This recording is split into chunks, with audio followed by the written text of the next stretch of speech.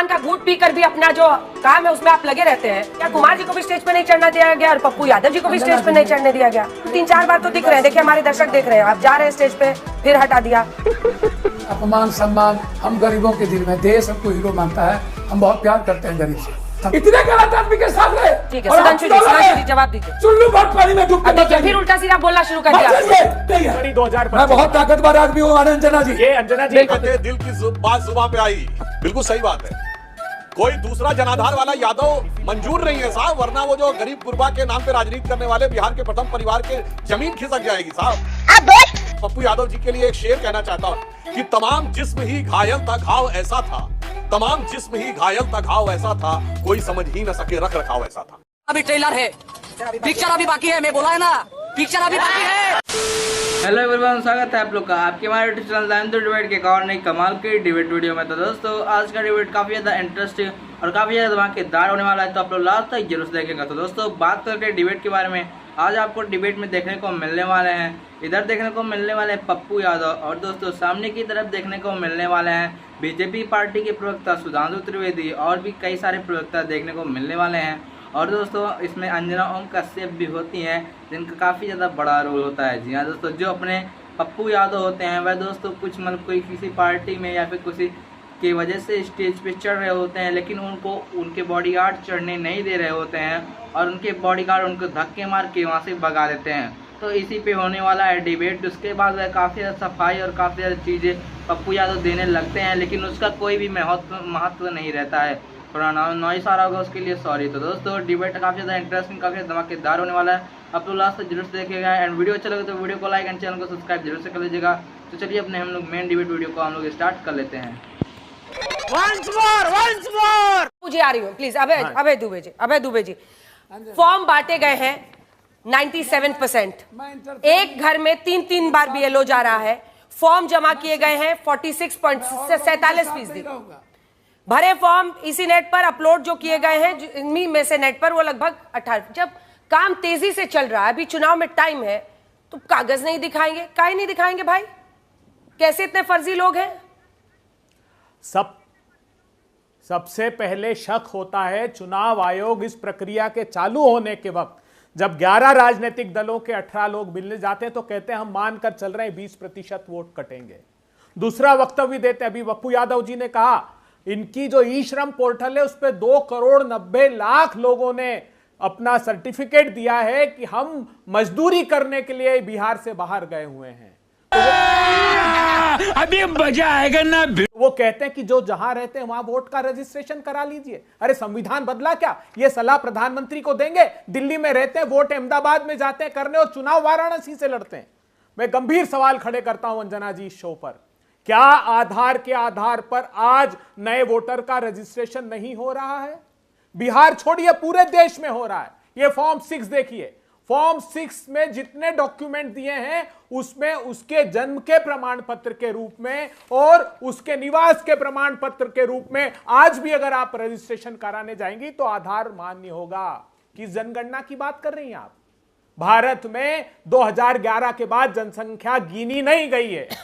ये उत्तर देते हैं आधार के लोग। वो कहते हैं कि जहां 126%, 140%, 130% दिखाई दे रहा है, वो जो प्रोजेक्टेड पॉपुलेशन की गलती है, वो आधार की गलती नहीं है। क्या कह रहे हैं सुधांशु त्रिवेदी जेटली जी को सुनिए। और मैं चुनाव आयुक्त से कहता हूं, चुनाव आयुक्त महोदय, भारत के संवैधानिक मर्यादाओं को भारतीय जनता पार्टी के चरणों में मत पटक दीजिए। इनकी सत्ता में कीड़े पड़ेंगे, झूठ बोलते हैं। रोज आते हैं इस उम्मीद पे, आज जीतेंगे, कल जीतेंगे, परसों जीतेंगे, रोज हारते हैं। ये कह रहे हैं अरुण जेटली साहब। 22 अप्रैल 2002 को जवाब दिया उन्होंने कहा कि एसआईआर की प्रक्रिया सिर्फ वो है कि जो मर गए लोग और जो स्थायी रूप से घर छोड़कर चले गए हैं उनको हटाने की प्रक्रिया है। इसका deletion of these name was carried out on the above grounds only, not the basis of verification of citizenship. Pappu ji चूंकि चले जाएंगे, मुझे लग रहा है हड़बड़ी में। पप्पू जी भी वैसे सुनिए ना, मैदान में उतर के पूरा एकदम फ्रंट फुट पर बैटिंग करते हैं। सुनिए फिर वो चले जाएंगे। मैं आ रही हूँ अभय जी। कंजरा जी भी बहुत देर से वेट कर रहे हैं। पप्पू जी ने पप्पू जी के हजारों समर्थक साथ में थे आज इस बंद में। स्टेज हमारे पे क्यों साथ नहीं हम चढ़ने साथ दिए में थे, आप लोग? पप्पू जी हजारों समर्थकों के साथ स्टेज पे क्यों नहीं चढ़ने दिए पप्पू नहीं जी को? स्टेज पे सवाल ये है, नाराज हो जाते हैं। सवाल ये है कि चुनाव आयोग भारतीय जनता पार्टी के स्टेज पे चढ़ गया। प्रश्न ये है भाजपा की बस आप में देखिए, चढ़ गया देखिए। चुनाव आयोग। देखिए सवाल पप्पू उसका जी, है, उसके हमको लिए तो आज वैसे भी लड़ वैसे रहे पता है पप्पू कि आप यादव। अपमान का घूंट पी कर भी अपना जो काम है उसमें आप लगे रहते हैं। लेकिन ये तस्वीरें आज दो लड़के जो स्टेज पे थे उनकी बात हो रही है, तो आप दोनों की भी हो रही है। कन्हैया कुमार जी को भी स्टेज पे नहीं चढ़ना दिया गया और पप्पू यादव जी को भी स्टेज पे नहीं चढ़ने दिया गया।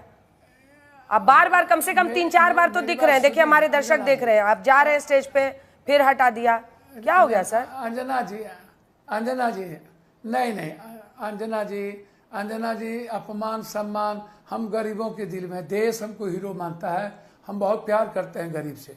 हम 7 बार सांसद हैं, मेरे लिए कोई अपमान सम्मान और किसी का बुराई मैं देखिए आप इसको समझिए। हमको कोरोना में पूरा दुनिया में गए, हमको वोटे नहीं दिया। हुआ क्या? हम पटना बाढ़ में ऐसा क्यों हुआ था? क्या हुआ था? बाढ़ में हम आपको देखे थे भाई। राम को, अरे बाढ़ में तो हम आपको देखे थे, आप उतरे हुए थे। ये हुआ क्या? क्यों नहीं चढ़ने दिया आपको? मैं अपने मेरी बात तो सुनिए, मैं गिर गया था, ऐसी बात नहीं, मेरा नाम भी नहीं था, मैं क्या रहा हूं। हमारे भाई ने कहा कि बायोमेट्रिक से हम जोड़ना चाहिए, लोग हंगामा कर दिए। विपक्ष ने तो बहुत कुछ में हंगामा किया। विपक्ष में हंगामा क्या कहते हैं तलाक वाले में हुआ, विपक्ष में हंगामा क्या कहते हैं आपको अभी वक्फ वाले में हुआ।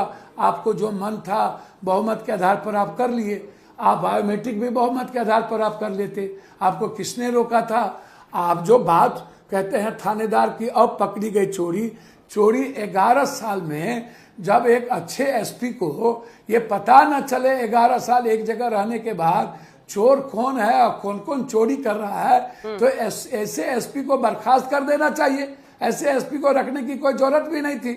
मेरा सवाल लास्ट में एक बात है कि अभी बरसात के समय और जब 4 करोड़ में 2 करोड़ तो पलायन मेरा अभी किया है और 4 करोड़ कुछ वोटर मेरा बाहर है और उनको जानकारी नहीं है। उसमें एक सवाल है कि 6 महीना पहले मात्र 6 महीना पहले आपने वोटर लिस्ट बनाया है, क्या उस वक्त आपको रोहिंग्या या बांग्लादेशी या 3 या 4 के बाद या ऐसे लोग जो आधार कार्ड गलत तरीके से आपके बीएलओ को आपको पैसा दे करके बना लिए और आप कह रहे हैं कि सेकुलर 20 सालों में 4 साल तेजस्वी यादव लालू यादव रहे नीतीश कुमार के साथ, 4 साल के बाद बीजेपी रही, आप इतने गलत आदमी के साथ रहे। ठीक है सुधांशु जी जवाब दीजिए। चुल्लू भर पानी में डूब के मर जाइए। फिर उल्टा सीधा बोलना शुरू कर दिया।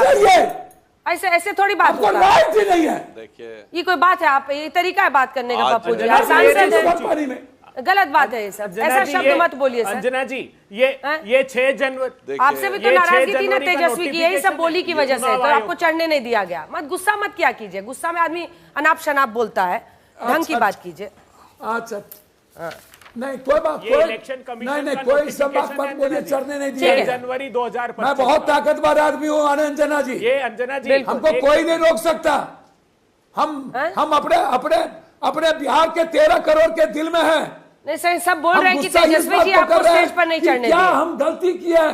अरे बाप रे ये तो धोती खोल रहा है। अरे तेजस्वी जी कौन होते हैं? पप्पू यादव जब एमएलए बना था तो तेजस्वी पैदा नहीं हुए थे। ये देखिए बिल्कुल तेजस्वी जी अंजना जी ये कहते दिल की बात जुबान पे आई, बिल्कुल सही बात है। कोई दूसरा जनाधार वाला यादव मंजूर नहीं है साहब, वरना वो जो गरीब गुरबा के नाम पे राजनीति करने वाले बिहार के प्रथम परिवार के जमीन खिसक जाएगी साहब। इसीलिए मैं समझ सकता हूं पप्पू यादव जी को इस समय जो दिल में लग रहा होगा, उनके मुंह से जो निकल गया अंजना जी, मैं उसको बुरा नहीं मानता हूं। मैं पप्पू यादव जी के लिए एक शेर कहना चाहता हूं। आज जो इनके साथ हुआ जनाधार होने के बावजूद और उसके बावजूद जिस शिद्दत के साथ इन्होंने बचाव किया, इसे एक पंक्ति में कहना चाहूंगा। पप्पू यादव जी ध्यान से सुनिएगा कि तमाम जिस्म ही घायल था घाव ऐसा था, तमाम जिस्म ही घायल था घाव ऐसा था, कोई समझ ही न सके रख रखाव ऐसा था। तो मैं आपकी तारीफ करता हूं कि आज जिस ढंग से आपने जो कुछ भी बोला हमारे बारे में, शायद ये आपके मन में भाव होगा जो आपके गठबंधन ने आपके साथ सलूक किया है, मगर फिर भी आपको आकर यहां कहना पड़ा, चुनाव आयोग पर भी आरोप लगाने पड़े। तो मैं तो सिर्फ एक बात कहना चाहता हूं सारे दर्शकों से, जैसे जैसे चुनाव की प्रक्रिया पारदर्शी हुई, कांग्रेस और इंडी गठबंधन के दलों को सत्ता नसीब होना बंद हो गई। जब से वोटर आईडी कार्ड आए 95-96 से, कांग्रेस को बहुमत मिलना बंद। जब सीसीटीवी आए, कांग्रेस को बहुमत मिलना बंद। जब से फ्री मीडिया हुआ, बहुमत मिलना बंद। जब से जुडिशरी फ्री हुई, बहुमत मिलना बंद। जब से मत पेटियां लुटनी बंद हुई और मतदाता केंद्र लूटने बंद हुए, बहुमत मिलना बंद। जब से कट्टे बंदूक का प्रयोग बंद हो गया चुनाव में, सिर्फ एक पश्चिम बंगाल में रह गया हिंसा का दौर, मिलना बंद। तो भाई साफ समझ में आ सकता है कि पारदर्शी चुनाव प्रक्रिया से सबसे बड़ा आघात किसके ऊपर हुआ है। मानसिकता अंजना जी वही है। 50 साल पहले इमरजेंसी में इंदिरा गांधी कहती थी, मेरी हार जीत तय करेगी कि मुझे चुनाव की प्रक्रिया को संवैधानिक सम्मान देना है या नहीं। आज राहुल गांधी और तेजस्वी यादव कहते हैं, मेरी चुनावी हार जीत पे तय होगा कि चुनाव आयोग और चुनावी प्रक्रिया को संवैधानिक सम्मान देना है नहीं। ये बैकडोर एनआरसी कर रहे हैं आप जी, ये बैकडोर एनआरसी चल रहा है क्या आपका? एक सीधा जवाब दीजिएगा। ये आरोप ओवैसी साहब लगा रहे हैं। ये मजा आया। आप लोगों ने डिबेट में देखा कि दोस्तों जो अपने पप्पू यादव होते हैं उनकी काफ़ी तगड़ी वाली धुलाई हो जाती है, और दोस्तों जो अपने सामने सुधांशु त्रिवेदी होते हैं वह उनकी धुलाई करने लगते हैं, क्योंकि दोस्तों वह ये बात चल रही होती है कि आपको स्टेज पे चढ़ने क्यों नहीं दिया गया है। उसके बाद जब सुधांशु त्रिवेदी उनको भड़काना चालू करते हैं और भी कई सारी चीज़ें बताने लगते हैं कि उनकी पार्टी के लोग और उनके दोस्त लोग ही उनको चढ़ने नहीं दे रहे होते स्टेज पे, उनके मतलब बॉडीगार्ड जो होते हैं वही उनको स्टेज से भगा दिए होते हैं। तो डिबेट काफ़ी ज़्यादा इंटरेस्टिंग, काफ़ी ज़्यादा धमाकेदार हुआ और अंजना कश्यप ने भी उनको काफ़ी ज़्यादा बुरी वाले बेइज्जती की और फिर वे अपने सफाई देना स्टार्ट कर दिए। तो आपको डिबेट का कमेंट में जरूर बताइएगा। एंड वीडियो जरा से भी अच्छी लगी तो वीडियो को लाइक एंड चैनल को सब्सक्राइब जरूर से कर दीजिएगा। एंड वीडियो को शेयर करना, सब्सक्राइब करना काफ़ी ज़्यादा मस्ट है, तो जरूर से कर दीजिएगा। एंड दोस्तों कैसा लगा अंजना कश्यप और पप्पू यादव का डिबेट कमेंट में जरूर बताइएगा। और डिबेट अगर आपको जरा सा अच्छा लगा कमेंट में एक बार गुड जरूर से लिख दीजिएगा। तो चलिए अपने वीडियो को एक पर करते खत्म और मिलते हैं जल्दी किसी और धमाकेदार डिबेट साथ। तब तक के लिए राधे राधे।